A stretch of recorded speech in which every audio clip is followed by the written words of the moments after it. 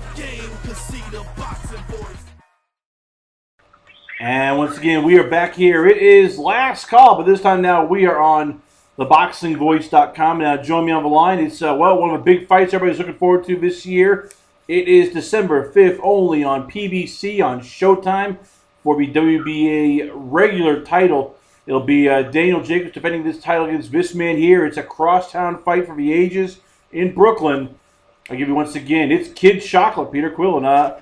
Peter, we've been looking forward to this fight for a while, fight fans. Everybody wanted to see you versus Jacobs. It was local kid versus local kid, New Yorker for a title. How excited are you? And also, how relieved are you just to get this fight now being done? It's over. It's ready to go. How much are you looking forward to this fight just being in the books and put to bed that we've been talking about, it seems, for almost a year and a half now? I'm actually going to be getting ready for my late night run right after this show. Just to let you know how much I'm preparing for this fight. It's an important showcasing, live right there in Brooklyn. The Barclays Center will be my fourth appearance there. And I'm very thankful to be at this level and be where I'm at in my life. I'm just overall blessed, and I'm just thank God every day that I have the opportunity that I have. This has been, as you mentioned before, it's been a long time coming, this fight. People were asking for this fight for a while. I know that you fought against Andy Lee. Michael Zafar was next. Daniel Jacobs is now up. How tough is it fighting a guy who you do a bit of a personal history with? You guys have been friends in and out of a ring, sort of quasi. You know each other. How tough is it preparing to beat up a guy that you sort of know? It's not like some guy from Ireland or Australia or even from Germany who have no idea who this is. This is a guy that you guys probably have trained together, have run in the same circles. How tough is it to prepare for a guy like that? Yeah. Yeah, it's hard, man. We're friendly with each other. It's a business. It's my job. I don't have any personal, feelings towards but saying that I have the ability to do what I'm able to do, which is win. And that's what I'm coming to do. I'm not coming here to play any games with Danny, and I don't think he's coming here to play games with me. This is, a fight, a testament for us to be able to beat our family. This is the most important part of what we do for a living, and the reason why you do it. So, I respect that, but, my job is to find a way to win. And after this call, like I said, I'm going to get on my run, and it's going to be one of the ways that I win is just to make sure I'm on top of my training and doing what I have to do to be able to defeat all the odds. That's back to kids. What does he bring that's different? I mean, you faced the Andy Lees, the Michael Zafaras, Lucas Konecki, Gabriel Rosado, even Hassan Nakam. You fought a lot of guys, but what is different about Danny Jacobs that separates him from the rest of those fighters you faced in the past? His name is Danny Jacobs, and he come with his own determination. All the guys that you just named came with their own determination, with their own name. So it's a different style, it's a different fight, a different time, and overall I'm just motivated. And when we step in there, we know what we coming in there to do. We're looking right now at I'm looking at the last couple fights. We're going to go back to Jacobs in a second, but first, take us back to the last fight. It was you versus Michael Zarafa. It was PBC on NBC. It was right before the last fight of Floyd Mayweather Jr. We talked about this fight going in, that in a lot of ways you could win. That people were going to mock you for this guy. He was not at your level. So break it down for us. What went right? What went wrong? And when you look at that fight, was there anything you could take out of that fight that you could build on besides the knockout of winning? Of course, it's a real game. I took out that you can have guys get hurt in the game. As we can see with Pritchard Cologne, which I'm praying for all the time, every chance that I get. So it's a rough game out there, and I never want to leave with another guy's blood on my hand, where he has to, his family. You know what I'm saying? So it's like that's what I took out of the fight, man. This is a real serious game, and that's why when I go out there, I want to just be the best sportsman that I can be. And what I learned in that fight is that I'm a winner, and I trained very hard for that fight, regardless of the opponent. You know what I mean? But overall, I just learned that, I definitely want to make sure that I'm courteous with my thoughts when it comes to like me stepping in there with some guy, and I got 34 knockdowns in 30 fights, so it's just that I'm a hard puncher, so I can really hurt somebody. I get that part, but competitively, I mean, yes, like that fight was sort of it was a teaser for you against Jacobs. Do you look at that fight and just go, damn it, it wasn't much you could build on because he looked intimidating. He looked smaller compared to you.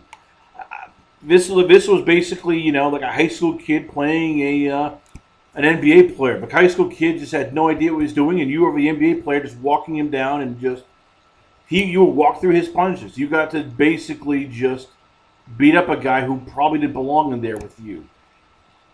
So as I said, is there anything you can take out of that fight in terms of, all right, this I did better, this I did better, or was it just like, all right? I'm a logical fighter. I think different beyond other fighters. Like certain things you can learn in fights that you can do. Jab more. You always can throw more jabs, but I can tell you right now, nothing that you can do in life is never going to be good enough. That's the way I look at life, and that's the way I look at fighting. So, when I stepped in there with Michael Rafa, it was just another way for me to stay busy. I train hard, just like I'm training for Danny Jacobs, just like I train Andy. And the testament of the fight is that, guys can come up in there and land a lucky punch on a person and get knocked out. This wouldn't be the story that we need to be talking about right now. We'll be talking to Michael Rafa and asking him how he feels about knocking one of the, top guys in the world out. You know what I'm saying? So, logically, how I look at fighting, every fight is going to be different, regardless of you're going to use some things. Like, my motivation is different. The way I train is how I win fights. And I don't look at my past fights and be like, I did this in this fight. I don't admire myself that much to be like using other things that I've been through. I just been through a lot in my outside life that made me a good fighter inside of the ring. You know what I mean? My spirit is a fighter. I'm a warrior. You know what I mean? So, when I do things, the logic that I have is coming from that kind of standpoint, not just like as a fighter. We mentioned this fight before about fighting the Barclays. How much added pressure goes into Ervo for this fight? Because it's you and Daniel selling the fight. It's the rest of the card. You have some good fights. You have, of course, Jesus Quillin versus Jonathan Oquendo. It's pretty good, but neither guy has New York ties. Eric Bonet versus Chris Algieri. Algieri has a bit of a name, but not huge. It's people come to see this fight. This is the fight that sells it. This is the fight that determines it. So how tough is it for you, especially this fight where it's on Showtime, big payday, crosstown rival, friend, world title at stake, and oh yeah, by the way, you two are selling this fight. To get the fans in the seats, to get the eyeballs to watch this fight, you guys could have also put on your promoters' hats as well as your boxers' hats. How much time do you have to spend now hyping this fight, talking about this fight, marketing this fight, and how do you not let it take away from your training camp? Well, when I get out the car, get in my shoes and go hit the road and stay on my training, stay on my conditioning, stay on my boxing. Got some good work down here. We got Caleb Plant. We got, Chino Becco. We got Shea Rock. We got Andre Guerrero is going to come to give me work. We got like 4 or 5 different guys at different times coming in two rounds apiece. So, there's no pressure when it's time to step in the arena that I once was there before. I created some good moments in there, and I don't think about that. It's only one focus that I have, and that's me and Danny. When me and Danny is in that ring, the crowd is not in there with me. It's just me and him in that ring, and I may have words that's thrown at me that can motivate me, and so you keep your hand up, like little things like that. But other than that, the fight is like a movie being played out. So that's how I look at it. You know what I'm saying? I don't add no pressure to myself. Like I said, I do what I have to do. It's my job, and I treat it respectfully like that. It's going to be closer to Thanksgiving as we bring this fight up here. You're going to be fighting near the holidays here. I know for you, family's been big. It's always been big. And I know that this year, especially with everything going on, it's pretty bigger. How tough is it going to be for this fight or preparing for the fight, especially with a guy your size, going through that during Thanksgiving when everybody's eating pumpkin pie, when everybody's eating turkey, when everybody's enjoying family, you got to watch what you eat because, as we've seen before, you're growing out of 160. It seems you're getting almost too big for the division. So how do you avoid putting on too much weight so that last week of training camp you're not killing yourself to get one down to 160? Just remind myself that nothing comes more better and nothing is more satisfying than a victory. So nothing is going to satisfy me. Everything that I do right now is for, food is for energy. Anything else is just for motivation. But, it's nothing I enjoy as much as winning. You know what I'm saying? So I try not to, get too much out of the frame of knowing that, yeah, you can have this, you can have that, but which one is more better to win? So that's how I'm looking. I'm glad that you pointed out, yeah, I am getting bigger, and I have to work extra hard to make sure that weight come up, and that's what we got. Angel Hernandez, who's been doing my conditioning, and we're very confident with what he's doing, and very thankful to have him in my corner. So like I said, the number one thing I enjoy more than anything else is winning. If 2013 was if 2012 and 2013 were your breakout years, safe to say this has been a pretty down year. You've had the issues with the Andy Lee fight going in with, of course, Waitgate. You had losing your title because of, as you mentioned before, family issues going on in the whole Rock Nation, Top Rank, Al Heyman feuds. You had the Michael Zafara. How tough has this been for you, and how much this year showed of who's on the team? Team Quillin band. Team Quillin, who was basically just there for the ride until it got bumpy and started dropping off the ride. Well, I got a few friends that's been my closest friends from day one, and they still here with me. That's that I picked the right people to have around me to keep me grounded, keep me humble. So I had went through that test with me giving my build up to actually see people true colors, but I can say Al Heyman's color stays the same. You know what I'm saying? My friend Antoine, his stays the same. My friend Johnny Perez stays the same. And Matt Burger stays the same. My brother is in my corner. Outside of that, I'm keeping God as my main focus in life. He watches over me, and when it's time to make decisions, I'm making it truly from my heart to make sure that I don't put too much emotion involved where it's like logically messing me up. So I just do things that I know I'm able to do and live with, and all the decisions I made in my past actually made me better as a person today. So what else can I say about that? We saw recently with Yusuf Mack. I'm not going to get too much what he did, but we saw what happens when your career is over and it's time for your second career. You mentioned Heyman being in your corner. Now that you've been one of his guys since day one, what have you and him talked about in terms of getting ready for eventually when that does happen? When all of a sudden you decide not to box. I know you've worked on movies, you've worked on other stuff outside, but does he ever help, or you ever sit down with him and try to help with finances, with getting stuff ready? I mean, with this fight here, it's going to be a big fight. I'm guessing it's a big payday for you guys. How much do you sit down with you and your team, before these fights early on and start figuring out, okay, how much of this goes into the nest egg? How much of this goes into that? How much goes into taking care of stuff so that when you do decide to retire, you're not just hemorrhaging for money, looking for any way to make money no matter what you do? I definitely take on advice from Al about education plan for my son, which I already invested in with my financial planner. I got a retirement fund started for myself. I've been investing in taking money from every time I fight. I put it into that fund.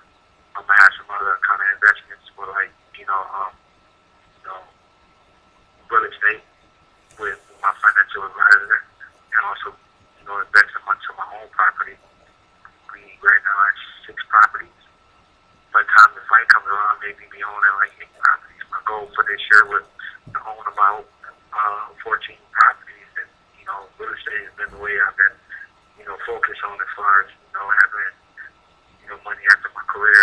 Like I'm buying houses and not owning nothing on these houses. And people always gonna need somewhere to live. So if you look at the guys before you, you can kind of know some of the stories like Larry Holmes, who bought up some, a lot of property in his hometown, and Paul Williams as well with the real estate. And you don't hear about these guys, struggling with money. So I make sure that when you're in a life, you can party very, very easily. And I can tell you that it do come that easy, but what's really hard is, is doing the right thing. So I try to take the hard way out and remember that I have some shit to feed, I got family. And to remind you, my wife is, she's good too as well. So I picked the right kind of mate where, she has just as much to offer as I do. So, I try to make that the center of my everything. She's a producer for NBC, so she gets money. She brings things to the table. I did fight, which I already have the money in the bank to buy my house and live and not have to owe nothing on my house. You know what I mean? And she got a job where, I'm not going to have to worry about my property tax and all this type of stuff. I'm pretty much got my mindset of what I want to do after my career. I've had the pleasure of talking with the fighters for years. One of the biggest things they've mentioned is social media. It's especially Twitter, Facebook. It's a blessing. It's a curse. You have got people over there who, different names, different screens. They can say whatever they want. You can't find out what goes on here. At what point do you just ever feel like turning off Twitter, turning off all this? Because as we saw, during the Lee fight, before the Lee fight, even after the Lee fight, there were people who are just ready to rip you, criticize you, just say whatever you want. They get unfiltered. They'll get personal. They'll get nasty, make even jokes about your family. For most of us, we couldn't handle that. How do you do that? How do you keep on social media, not just let it consume you to the point where you're literally wanting to just beat the hell out of everybody who says something against you? Like, who are these people? You know what I mean? Like, that's my focus. I don't have to worry about what they say about me. You know what I'm saying? Like, I went through a tough time where I had to, handle and deal with that. But, I'm at a place where I remind myself, these are people that I don't even know. When I'm on TV, so it's like, when you fight on TV and everything, it's easy for people to talk about what they see on TV. But they don't actually know these people. They don't actually know me. You know what I mean? So, I don't get involved with that. I just let them talk. I got a good team that's going, when it's time to turn up, they're going to make sure I get my team the right way. And we put out the information, show the people that do get to show me the love. They still can be in tune with what I'm doing and how I am and get my story out there. And, I focus more on the love than the hate. It's last two questions before I let you go. Well, once again, it is Kid Shock with Peter Quillin. We're talking all things, of course, about family. We're talking social media, life after boxing. We mentioned this before. It's there's a closeness with you and Daniel Jacobs. As you said, you sparred together. You're friends outside the cage. You've done business together. You guys are with the same promoter here. And I know you say it's easy saying everything. Oh, this is just business. This is business. You work about your family. But you've seen what he's gone through. You were there when he had cancer. You've seen him struggle. You've seen him rise back. How tough is that mentally to get ready for a guy who, when you go in the ring, you go to knock people out. That is your job, to go in there and beat people up in the ring. It's what sells tickets. It's what wins championships, knocking people out. How tough is that to do against a guy who, as you said, there's more of a friendship. There is more of a relationship. This is somebody who you actually care if you hurt him or not, because you probably will deal with them after fight night. Can we really consider somebody your friend? Like he has the belt. Am I being correct? No, I get that part. Correct? He has the belt, correct? He has the belt. He has WA title, and I get that part. Is it? Right. You remind he called me out. So the only thing that I'm doing is giving what he asked for. So if he's asking for this fight, I'm going to give it to him. The only thing that he better not do is lack what he thinks in his head about, you know what I mean? Because I'm phenomenal. I'm athletic. I'm an animal. I'm a beast. And I'm coming to eat his food. And that's regardless of the fact. Doesn't matter, friend. I'm putting all that stuff to the side to make sure that I come out the winner in this fight. I'm not playing no games. This is real life for me. The cancer story, I'm very thankful to hear someone how to overcome cancer. My uncle passed away of cancer. One of the reasons why I gave up my medal. So this is important for my chapter in my story. I feel like I can fight with my uncle's legacy on my back. Once again, it comes down to December 5th, Barclays Center, Brooklyn, New York, PBC on Showtime. It's for the WBA World Middleweight Regular title. It is Daniel Jacobs versus yourself, Peter Quillin. Both you guys come in there with power.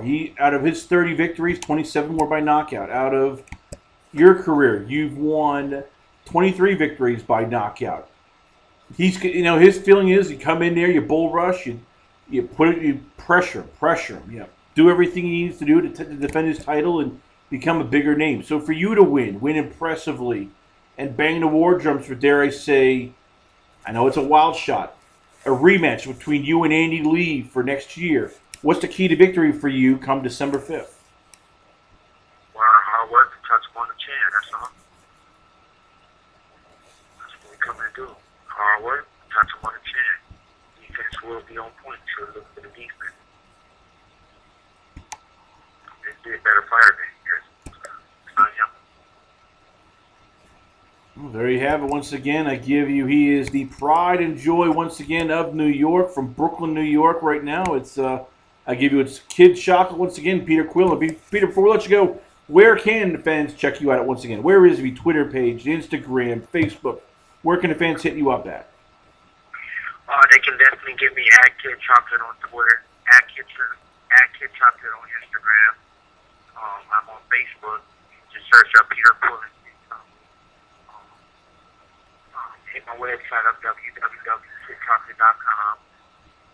Watch the information and the content that I put out. I'm only here to motivate the people. As long as I'm doing what I'm doing, I'm gonna always be a motivator. So, if you want to be motivated, go follow me, and hopefully you come on there with a good heart.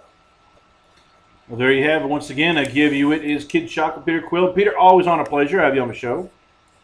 Thank you for having me. Pleasure's all ours. We come back. Once again, you are listening to, it is Last Call here only on, it is ThaBoxingvoice.com.